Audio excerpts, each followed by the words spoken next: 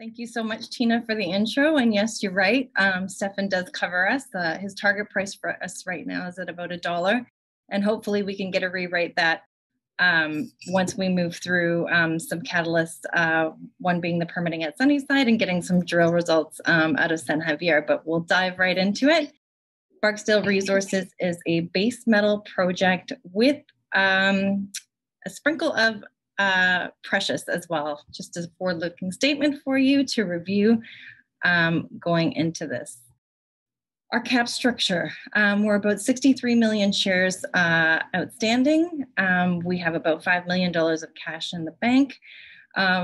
We have significant shareholders with Osisko Development Corp, Teck Resources as our holds about 20% in total between the two of them.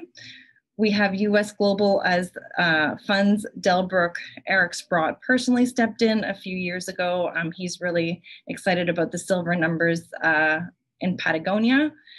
And again, we trade on the TSX Venture under the ticker symbol BRO and on the OTCQX under BRKCF. Moving along, unfortunately, Rick can't present today, but the good news is I'm a happy shareholder and he's working really, really hard as we speak on our behalf. So happy to step in for him. Rick comes from us from Resource Capital Funds. He's also a geologist by trade, and he was an analyst as well. He looks at the company very differently than most junior companies. He's very strong on the M&A side. Every project that he brings into the fold, he really focuses on what we have to do to bring it forward in order to have somebody take us out. And he doesn't bring anything into the fold unless he has an idea of who actually would be interested in these projects. As of late, Andy Pooler and Thomas Simpson joined the team on the technical side. Andy comes with a wealth of experience on the production side.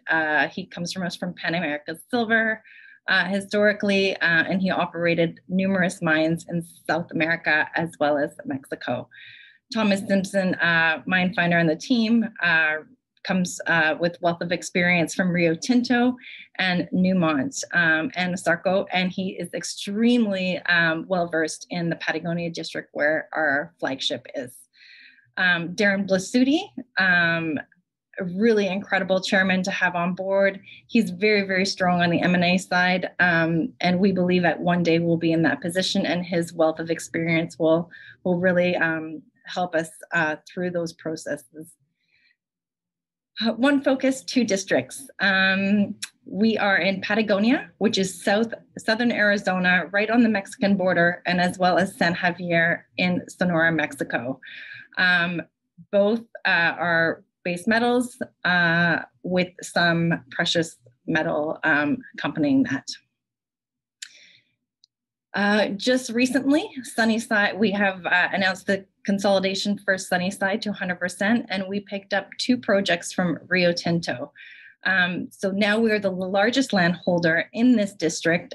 We surround South 32 with some excellent properties, 3 of which show promise for discovery, and our flagship Sunnyside is our flagship for a reason. It's next to Taylor Hermosa, which is owned by South 32. They are moving that towards production quite aggressively, and we have the discovery holes on our side of the property, as well as the porphyry we believe caused that entire mineralization.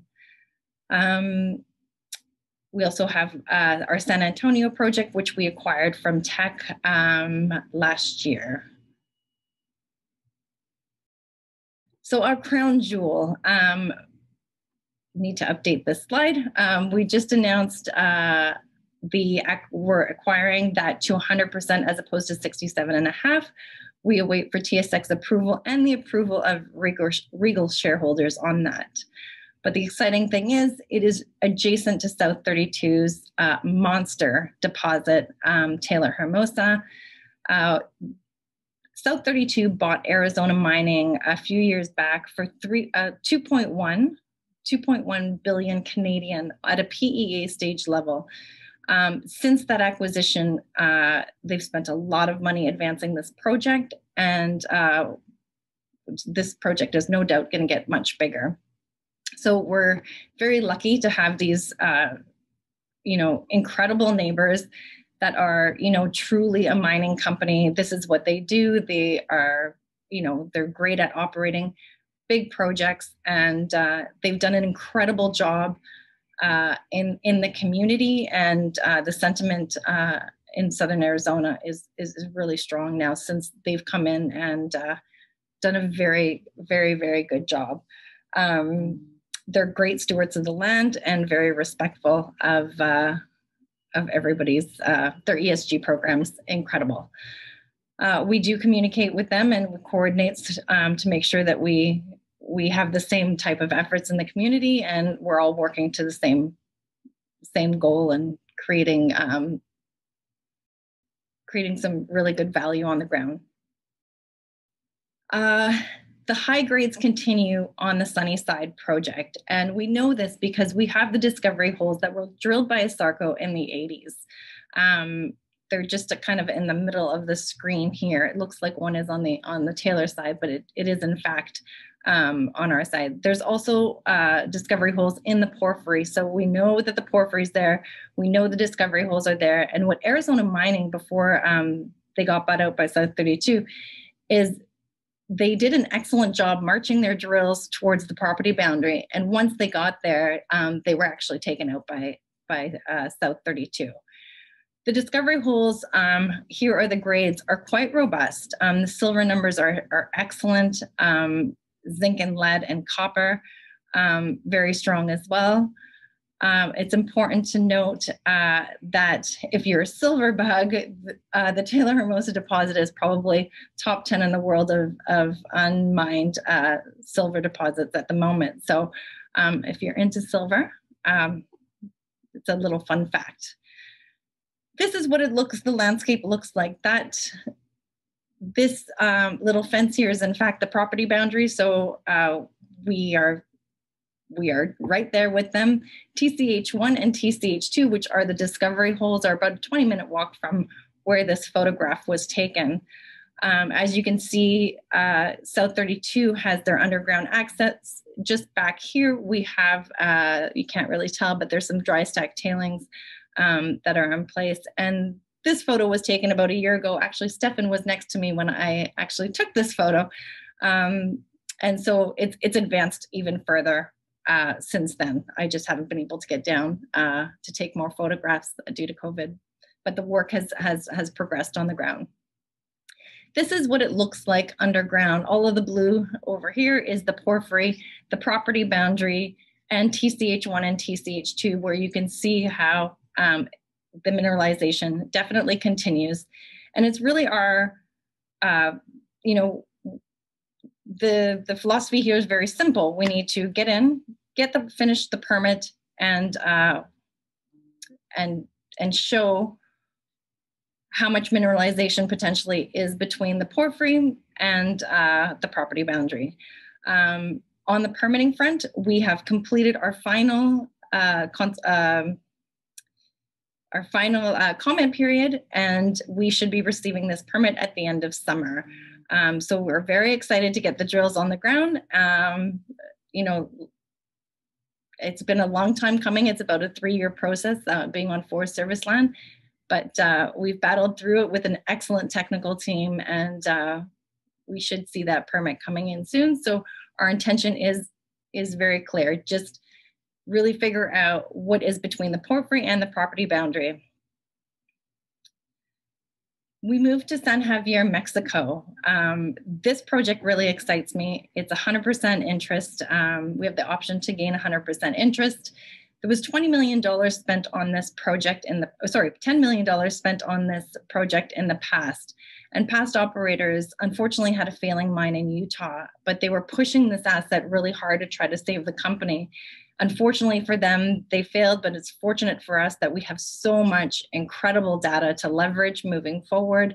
The technical team has gone through all the historical core, relogged it, has defined some pretty amazing targets for us, and we should be drilling here within the next couple of weeks here in Mexico. Low holding costs, and and very short time frame to drilling. We're almost there. And as you can see, the copper is just coming right out of the mountain. And I don't know if you can see it from here, but this whole mountainside is really is basically puking copper, for lack of a better word. What the past operators really failed to do is really chase these high-grade gold and copper zones. What they were really focusing on was the oxide, and so they've put together a resource of about half a billion tons of copper, which really our job right now is to go back in, bulk that resource up, bring it back, put it back together, and get it out to our investors in a shortest time frame as possible, and really also to define these high grade copper and gold zones. You know, in the past, they saw about some 9% copper, 6% copper, 3% copper.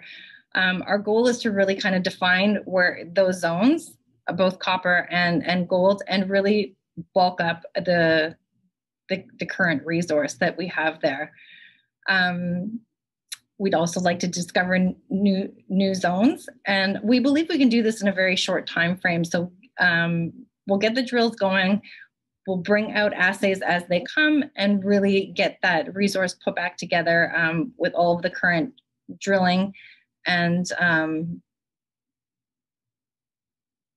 get that out to investors. So we're looking at significant news flow over the next 6 to 12 months on these properties.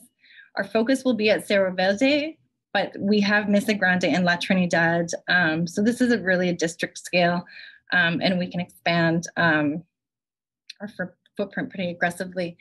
We also have our largest neighbor, our largest shareholder as our neighbor, Osisko Development Corp.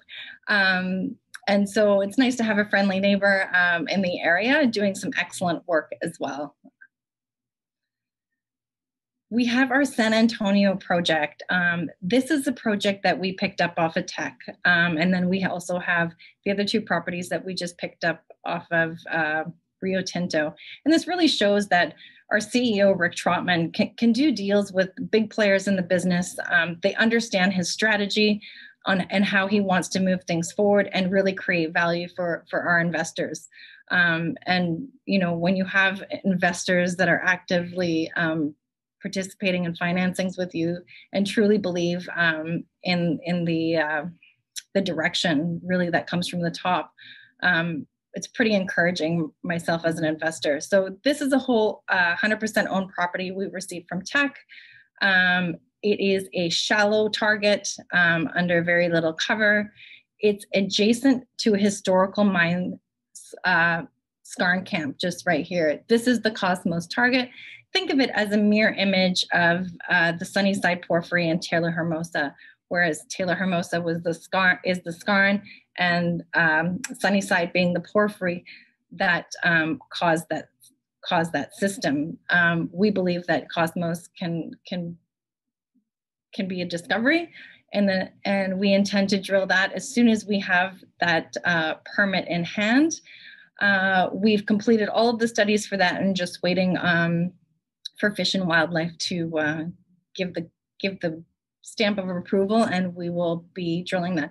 That'll be a short-lived drill program. It is simply to test the targets, probably 8 to 12 hole program, RC, and if and when we make a discovery there, it'll be pretty exciting. We will actually, the U.S. hasn't had a copper porphyry discovery in probably 20 years, so that could be certainly very exciting for the market. Quickly, the milestones and catalysts. We will be drilling San Javier first. This is where I believe we're going to get a lot of news flow. We'll be chasing those high grade zones as well as bulking up the current resource and really kind of defining where those high grade gold and copper zones are. San Antonio, it'll be an 8 to 12 hole RC program. Hopefully the drill program is successful and we make a discovery there. And at Sunnyside, we are waiting our drill permits quite imminently. I say imminently because it was a 3-year process, so a few more months isn't going to kill us. So we're very excited about that. And then, Rick is very much into consolidating districts, and I believe we'll see more activity from him on that side. And as we showcased, he's able to get deals done with some very significant players in the business. And personally, as a shareholder, I'm pretty excited for what's to come. Again, we trade on the ticker, our ticker symbols BRO on the venture and BRKCF on the OTCQX. Well, that was great. Thanks so much for the presentation. I did have a couple questions before we let you go. Can you just go over the transaction with Regal Resources one more time to get into the 100% ownership for Sunnyside? Yes. So, really exciting time for Barksdale shareholders and Regal shareholders. It will be a somewhat cash and share deal. Those shares will be distributed to all Regal shareholders, so they will get to participate, and we're really excited to welcome them as part of the Barksdale family. And with getting to 100% acquisition, it just really facilitates potential M&A down the road, where they just get to deal with one party. So very excited to hopefully bring Regal Resources shareholders onto our roster and welcome them. And then they really do get exposure to the rest of our portfolio. So I think it's a win-win for both of us. Yeah, that's great. And you're approaching kind of the final stages of getting this permit for the end of the summer. Do you have a sense of what the drill program will look like? We absolutely have a sense of what that drill program. That's the beauty of a long-fought battle when it's a 3-year timeline to permit. It's a robust permit, which we designed for a major. It'll be a 7-year permit, 24-hour day drilling on over 30 pads, 2 pads operational at once. The technical team has had 3 years to not only study this, but really put together a comprehensive drill program. So we are more than ready and more than excited to get those drills turning. Well, I think the historical work, as well as the drilling that you've seen from South 32, also gives you a lot of color and perspective on how things could potentially shape out with this program. We're very excited to show grade and show scale, and we just need the opportunity to get the truth machine out. And you mentioned Osisko and Teck as well as a shareholder base. Can you tell us about how they got involved in the first place and what your relationship is like with them? Are they passive or pretty active investors? Yeah, at Barksdale, we're so lucky to have Rick Trotman at the helm. With his experience at Resource Capital, he's really able to speak their language, and both Teck and Osisko spent an enormous time in the data room, and really they understand the rocks. Nobody knows the business better than the giants like Teck Resources, and really Osisko is doing incredible work. They're very open in communication, and they're very active in participating in all of our placements. So they've been very supportive, and they have an excellent relationship with Rick. That's great. Well, thanks so much for the presentation. Looking forward to seeing how things go with permitting. And then obviously there's quite a few drill programs going on. So I think it'll be a very exciting summer and rest of the year for Barksdale. Yeah, we had a great summer last year with the sector really kind of getting busy. And I think this summer will be a little bit different because drills will be turning for everybody. But it's a definitely exciting time.